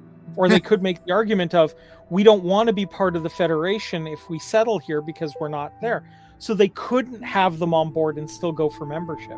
That would have been a very interesting plot point. Yeah. And a very good way to do it, because it turns it into a Federation catch-22. Yeah, no, I agree with all of those. Those are very good points. But yeah, it's just the episode itself. Yeah, there's elements I liked, there's elements I didn't like, but credit where due, it wasn't as bad as Invasive Procedures. So probably maybe skip this one on a future rewatch, just because it's bad guy of the week. I would say rewatch it, but don't, but rewatch it from a lens of, understand that there is a plot hole, but they are talking about important themes that are worthy of discussion, which is what science fiction should be doing, is causing the discussion.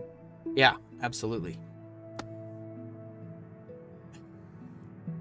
So we've got 20 minutes, and we're getting way better at our timing, so we're going to have to go to 2 episodes for next week. But Age Marie would like to, yeah. Well, I just want to say, I'm looking something up, because I remember at the end of the episode, the speech that she had, that the main Skria gal had, I can't remember her name. I was actually going to try and look up that, because I remember saying something to the effect of that actually aged better than the rest of the episode. So I'm trying to look that up, so if you guys just give me a second. Deborah May playing Hannock? Okay. Yeah. Yeah. Yeah. I was trying to recall, because it was the fact that she had basically said that, we could have helped you and you guys wouldn't even give us the chance, and, we're farmers, for all of yeah, she was like, oh, it's the best decision because of the famine, but then her reasoning was, well, we're farmers, for all we could have gotten you out of your famine, but you weren't even willing to try. And it was like, yeah, we're going to go to Draylon 2 and be fine, and Bajor's just probably going to suffer as a result, which, I mean, well, can't really say more beyond that right now, can we? Well, I will say this, just to buy H. Marie a little bit more time here. Kitty Swinnock, the woman who plays the Bajoran minister, Roseanne, that's actually Armin Shimmerman's wife. So I thought that was kind of cute. So between Andrew Koenig, the son of Chekhov, showing up in the episode as Tumak, there are some kind of cute pieces here. There's another one, William Chemelet, who plays Verini, or Minister Verini. He's actually the guy who played the official Mr. Barris on the original series episode Trouble with Tribbles. He was the guy who was running K7. So, another little piece of this is like the cameo episode for this season, because so many people show up out of the woodwork. Okay, H. Marie's ready to go. Okay, so I was able to find it. So I'll start it off from Hennick. It says, "You still believe we would have been a burden to your people?" Kira, yes. Hennick, I think you've made a terrible mistake, all of you. Maybe we could have helped you. Maybe we could have helped each other. The screens are farmers, Kira. You have a famine on your planet. Perhaps we could have made that peninsula bloom again. We'll never know, will we? 50 years of Cardassian rule has made you all frightened and suspicious. I feel sorry for you. You were right. But Bajor is not Kentana. Well, I mean, meanwhile, I feel like everybody else is thinking this, and I'll just get this share ready for you.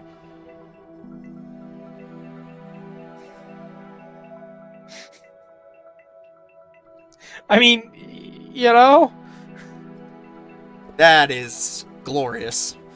Well, thank you. That is, yeah, Thank you. that is a meme worthy of song. But it's, that's that's a good one. Couldn't help it.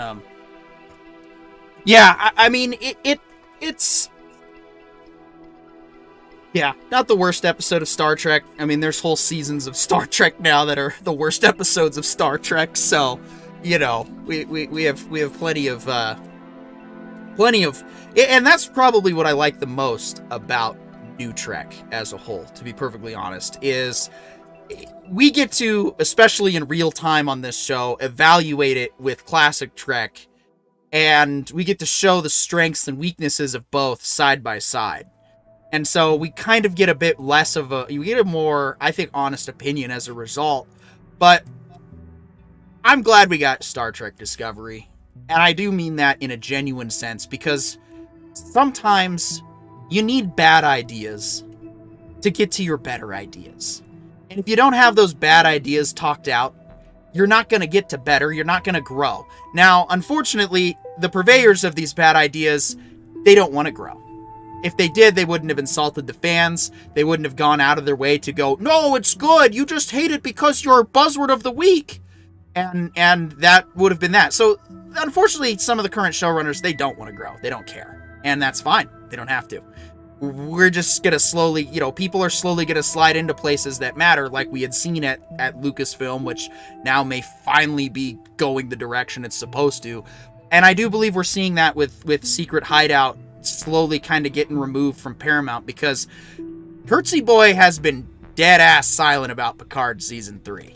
He hasn't said anything. Now, I know he's not on Twitter as much as Terry Metalis and I think it's Scott Blass who's also on there doing a lot of fan interaction on Twitter, which has been really cool to see. And it's really cool that they've just taken the arrows of criticism a lot better now in the last couple months than they have previously. But they just... There's a lot of interesting things going on with Picard, surrounding Picard Season 3 so far, outside of the show itself. And the fact that Kurtzman hasn't said anything about the controversy this time around, the fact that he's not speaking, is kind of telling. It almost seems like he may have already been given the boot, but hasn't been formally given the boot. It seems that Paramount's a bit more tight-lipped than Disney, because What? It's either that or the numbers are coming in. Like, maybe he actually did think, like, hey, I know what to do. I'm going to hire some social justice writers. They're going to nail it. They're going to, merge the two. And we're going to bring both the old and the young together with two old properties. And seasons 1 and 2 were that. And season 3 is like, oh. And the reason there's no controversy is because there's no controversy. Look, we're all here talking pretty good hype about it. Everybody is talking good hype about it. It's like, yeah, that's what we asked for season 1, guys. And they're like, oh yeah, you guys did. Oh wait, you really did just want good content. You never actually wanted to have to deal with the political bullshit. I am not offended by anyone's personal message, okay? Because I can listen to other ideas and not feel insecure about my own, because I choose not to. It's that easy. Okay? Somebody else having a different life experience than me doesn't shape mine, usually. So I'm not worried about the message itself. The problem is, no matter what you are writing, no matter what you believe in, you cannot, under any circumstance, put your agenda or your message before plot and characters. It will never work. And there's plenty of varieties of messages that you can show and show that this is the case. I mean, for the longest time, you know, some of the wokest products for media, I would argue, were the Left Behind series, which was literally about, you know, some theory regarding the end times that is actually pretty ridiculous and very Western influenced and convenient, but that's a discussion for the Rogue Council. The point is, it shows. I've written things privately that I haven't shared with anyone and won't share with anyone that were going to be very message heavy from a certain political perspective. They were some of the worst things I have ever written. Because at the end of the day, politics really does not have the relevance in our lives, should not have the relevance in our lives that it currently does. And that's really what it comes down to is, yes, we all have different ideas, we all have different opinions, but we don't need to allow the disagreements to interfere with getting along.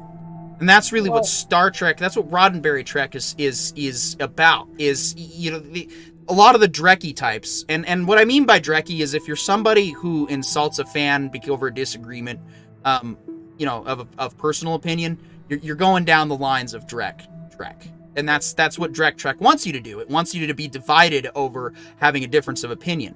The problem with that is it's not very diverse. And so in order to have true infinite diversity and infinite combinations, you have to have diverse thought. And diverse thought means all ideas. Not just the ones you agree with and like personally. It's the ones that you disagree with that you have to learn to accept and get along with and try to reason with. And that's what Star Trek is about, is doing debate. That's why I still praise Strange New Worlds Episode 1. Strange New Worlds Episode 1, I will probably watch that episode by itself in the future because I thought it was pretty well executed overall, and the message was exactly one I believe in. It was reducing the discussion to the debate floor and never letting it leave the debate floor and going to war. That's what I believe in. Okay, let me put it this way. This is my piece on this. And I think it sums up the problems that we've had lately. Okay. Star Wars is space opera. What it's supposed to be is an epic tale in the style that you would expect to hear around a campfire, only it involves laser swords and pew-pews and space fights. Fine. That is a completely different genre than what Star Trek is. Star Trek is science fiction. Now, whether that science is physics, biology, geology, the social sciences, whatever you want to take it as. A political science? Sure. Okay? But what happened was when Abrams came in. Now, the movies have always been a little different because the movies don't have necessarily time to go into deep scientific ideals and ideas inside a movie. So I give those a break. Well, and I also want to add too, they did try. They tried to make it modern TOS, and I think they did a pretty decent job of doing what it needed to do. And they did specify that it was its own universe. They already seeded multiverse anthology, and that's why I like those movies. Right, and I'm not going to debate the J.J. Abrams movies as science fiction versus space opera because they are but because they are, you know, the movies are different in the Trek universe of it. Now, the problem was when Kurtzman got into control of Discovery, he stopped putting science in the science fiction. And when you take that out, all you have left is fiction. And Trek without its science doesn't work because the science is what moves the plot forward. Okay? I like science.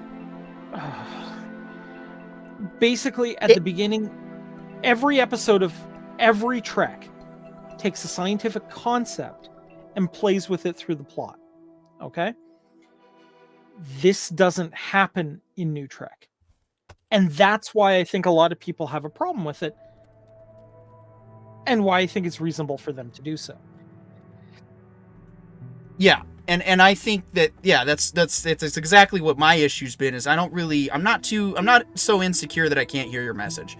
I might not agree with it, but that doesn't really matter because my disagreement doesn't change or decide your reality. It just means I might not agree with you on specific things. But I do want to say one thing that I will be eternally grateful to Star Trek Discovery for is that, as bad as it is, we have this beautiful gem from Red Letter Media, and if you haven't seen it, and even if you haven't seen Star Trek Discovery Season 2, you don't have to appreciate the brilliance of this skit in which they make fun of everything that's bad about Discovery and New Trek and Kurtzman Trek as a whole. It really comes to an understanding watching the Discovery Season 2 skit that they did. And it's got a lot of funny references to just the awful dialogue. Yeah, it's because of Season 2. I didn't even bother with Season 3 because it was the ham-fisted mystery box writing that didn't clearly have a payoff that was actually well planned. Nothing in Discovery was planned, and that's probably why it failed. It was, and that's the difference between Picard. Is Picard's mystery box writing is actually answering most questions, and it's obvious that they had a plot line in mind. We're gonna probably, if Gary from Nerdrotics and Dave Cullen are praising it, then that tells me that the payoff is going to be worth it. Whether or not it's the greatest okay, it's not going to be the greatest Star Trek ever. Whether or not it's actually really good Star Trek of the caliber of, TNG, DS9, and the good TNG, the good movies, I don't know yet. But at least we know how bad it's not going to get. This isn't season 2. This isn't season 1 of Picard. This isn't season 2 of Discovery. This is something else. So, like I've been trying to say to a lot of the skeptics and doubters, the ship is moving in the right direction. Star Trek's just a very big ship.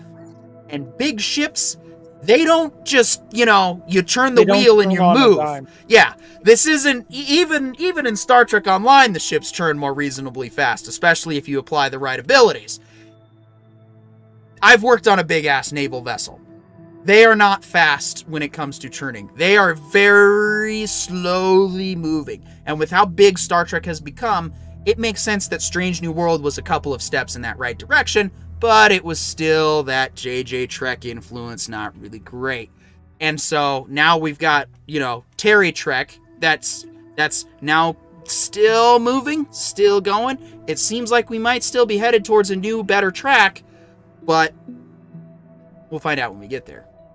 Yeah, and I mean, look, I guess that's my primary issue, is we're not seeing, like, they've kind of thrown out one of the major important bones of the series, which is putting the science back into science fiction. And that, to me, is more than a little bit of an issue. And, it really does affect the writing, right? Because if you don't have those bones in place, you're not going to be able to produce the kind of Trek that we expect. You're producing fan fiction at that point. And I would say the answer to where is the science in the science fiction is, why not get your experimental physicists and theoretical physicists into your CGI departments, where they can come up with the theoretical images of all of this science. Yeah. And you can combine their real science with your fictional digitization of that science, and they can make it look legit. And even if you never really explain it, that's something you can always stand on as a company. You can always be like, look, we didn't necessarily have the way of explaining how it works because it doesn't work. Warp drive is not real anymore because of what we know about space-time now. So we now painted it better. Yeah, I'm just that's kind of where I'm at, right? Is take a look at any work of science fiction, right? All of them have something scientific they're playing with, and the ramifications of that scientific thing dialed up to basically 11. Yeah. Okay. And that's I think what's missing. And look, even if I disagree with some episodes, there are at least, I think, 4 episodes of TNG that I really disagree with the messaging in it, based on the science that was involved. Right? I really disagree. There's a couple of Deep Space Nine episodes. There's a couple of Voyager ones that I feel the same way about. But I respect that they followed the formula for the series, right? I respected the discussion it created. And so I can say, like, yeah, to me, this episode is bad, but it's still Trek. Yeah. Right? Nemesis... New Trek is something different. We're just going to forget about most of Kurtzman Trek because it's not... Anyway. Nemesis of Eden. I'm going to respond to your comment. So here it is. The next episode of Picard Season 3 is going to have, Picard's kicked off the bridge and now he's got to go, figure something out. So he goes to engineering and he comes up with a way to save the ship. And then he says, "Science rules!" Yeah, no, that'd be terrible. But, or perhaps this is the power of math, people. No, we gotta come up with it. Yeah, that's just the power of math. Anyway, Scogliote writes in and says, Dave and Gary had some of the most scathing reviews of the previous seasons out of anybody. Yes, but they were well-reasoned and well-thought-out reviews as well. They weren't just attacking the show because they wanted to attack it. They went after why it was bad and explained their reasons quite well. Dave even has a running thing that I totally forgot to memorize and meant to, but I guess it doesn't matter now, where he's like, decapitations and all this bad stuff. Now that's the 90s Star Trek I remember. That's one of the reasons why I trust Dave, because it was so funny. And then Scogli continues on, says, and then maybe they can come even slightly close to Beavis and Butthead's Black Hole, which was absolutely spectacular. Yes. My favorite part, and I don't even, if you don't want to watch the Beavis and Butthead special, fine, but when Mike Judge basically took the message of white privilege and applied it literally, I was like, yep, that's the stupidity of that logic, and it's just, it's ideological exaggeration, which I wouldn't know anything about that, having once been a member of the Christian church. But that's a discussion for the Rogue Council. So yeah. All right. We are pretty much down. Speaking of, can I quickly plug the next Rogue Council episode? Please do. I have taken the fan feedback. We are going to do a cryptids episode. So everybody who shows up for that council, bring your favorite cryptid to present to the council. If you can actually bring the cryptid, bonus points, but if you just want to discuss it and bring photos, that works too. I'm going to cover elves. And I have video. I still need to pick, but I still have over a week to get there, so. I'm doing angels. Okay. Well, maybe I'll do demons then. I don't know. We'll see. You could do shadow people. That would be dope. I do want to say thank you to all of our viewers and our supporters. Shout out to Scogli Jotun, Nemesis of Eden, Eddie Arndt, and Orville Nation for popping in for a quick second to say he was AFK. We do appreciate any and all support you guys give our channel. If you like what you see, please continue to share, continue to tell your friends to subscribe. If you do not want to miss any of our content, it is advised you hit the notification bell. However, we're not really one of those channels that gets insistent about it because, we just want to say, hey, if you really want to know when we're live, hit that notification bell. If you just want to subscribe to support us, that's cool too. We're just glad that you even gave us the consideration, to be perfectly honest. Yeah, next week and for the next few weeks following, it's going to be more Star Wars and Star Trek. So if you like either of those things, TWB is the place to be. And, any content suggestions, of course, we always take them at thewriterbrothers@gmail.com. And we do appreciate feedback. We don't always listen to or reply it, but we do appreciate the fact that you guys take the time to care and share your opinion on how we could be doing better. And to our podcast listeners, sorry for not uploading an episode. It's just been busy and chaotic, but we're gonna fix that tonight with this episode, so we can. And we also need to start plugging our podcast sources. We are on Apple, we are on Spotify. So if you'd rather just listen to us on a recording and not watch us live, that's fine too. But if you are listening to the recording and have been wondering where you could watch this show live, youtube.com/@TheWriterBrothers. I think that just about covers everything for tonight. Yeah. Yeah. And, Well, thoughts? Guys, let's bring up this Israel-Palestine debate. Maybe not quite this episode. I'm Petey York, the Writer Brothers. We'll see you next week.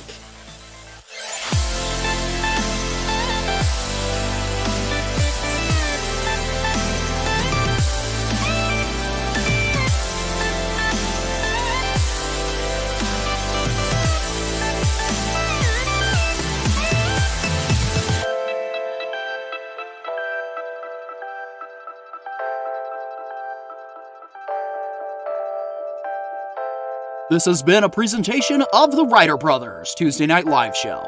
The Writer Brothers, restoring respect into discourse.